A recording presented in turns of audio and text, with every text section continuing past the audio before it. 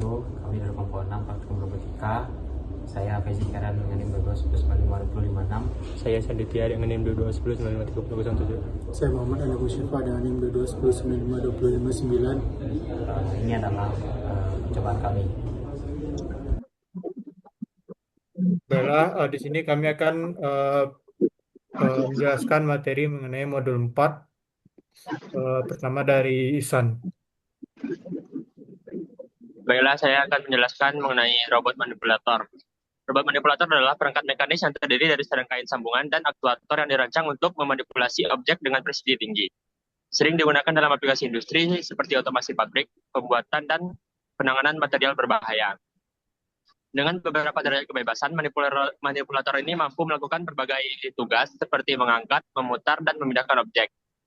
Robot lengan merupakan tiruan dari kinematikal lengan manusia. Bisa dilihat pada gambar 2.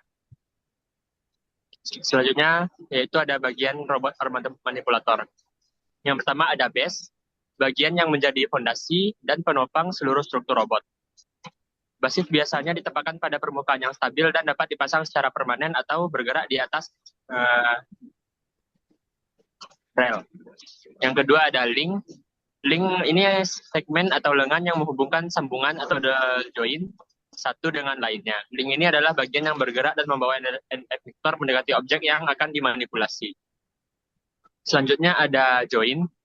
Join ini merupakan sambungan yang menghubungkan dua link dan memungkinkan gerakan relatif di antara join-join tersebut.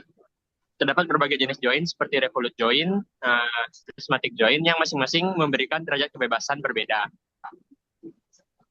Bisa dilihat nanti di gambar 3 ada konfigurasi dari robot arm manipulator dengan berbagai join yang berbeda-beda. Yang bagian terakhir ada end effector, yang mana end effector ini bagian yang paling ujung dari robot manipulator yang berinteraksi langsung dengan objek. End effector berupa gripper, alat las, alat pemotong, atau alat khusus lainnya tergantung pada aplikasi robot. Ini merupakan gambar dari konfigurasi robot arm, yang mana konfigurasi robot arm itu ada Cartesian robot, cylindric robot, polar or spheric robot, Skara robot, dan yang terakhir ada angular or anthropomorphic robot.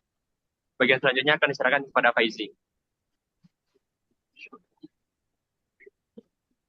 Oke, selanjutnya saya akan menjelaskan tentang DOF atau derajat kebebasan atau degree of freedom. Degree of freedom adalah istilah yang digunakan untuk menggambarkan jumlah gerakan independen yang dapat dilakukan oleh suatu sistem mekanis. Dalam konteks robot arm manipulator, DOF mengacu pada jumlah sumbu atau arah di mana lengan robot dapat bergerak. Setiap DOF memungkinkan gerakan dalam satu arah atau rotasi di sekitar satu sumbu.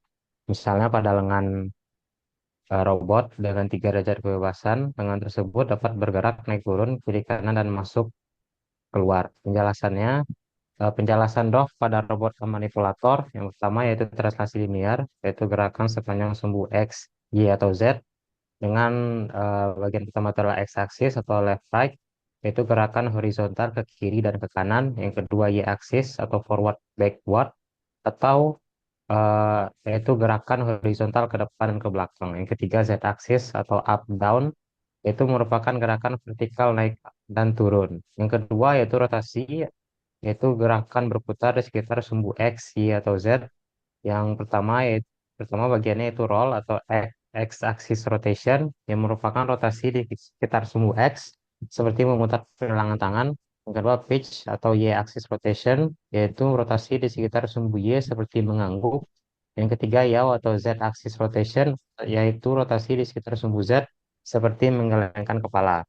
Nah, jumlah DOF ini menentukan fleksibilitas dan kemampuan robot manipulator.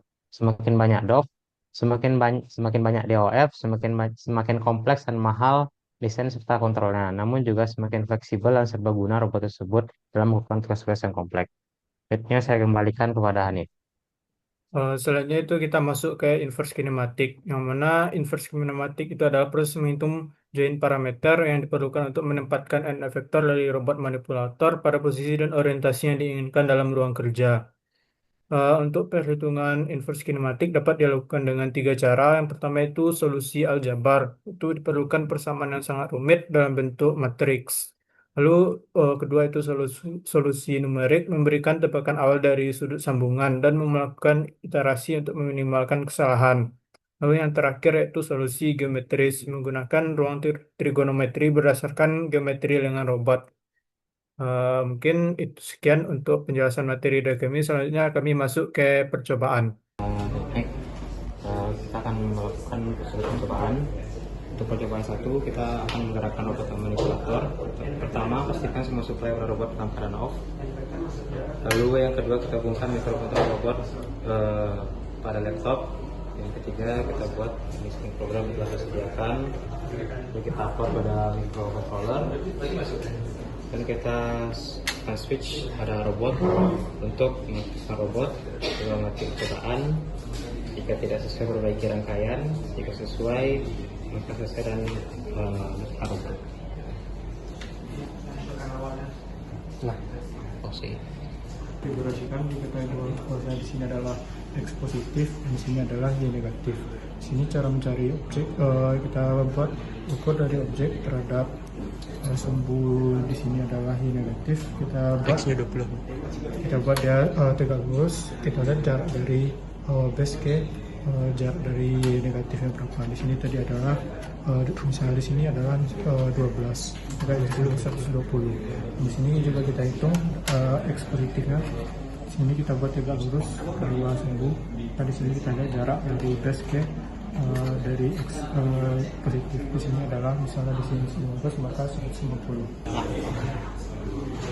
Baiklah, setelah diukur tadi menggunakan roll, maka kita masukkan nilai-nilai tadi ke dalam serial monitornya. Mana serial monitor ini terdiri dari ini nilai X, ini nilai Y, ini nilai Z, ini untuk mode dan ini untuk gripnya.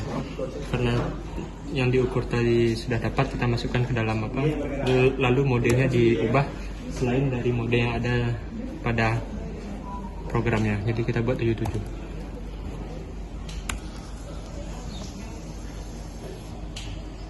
Baiklah, bisa dilihat lengan robot sesuai dengan objek yang ada di bawahnya.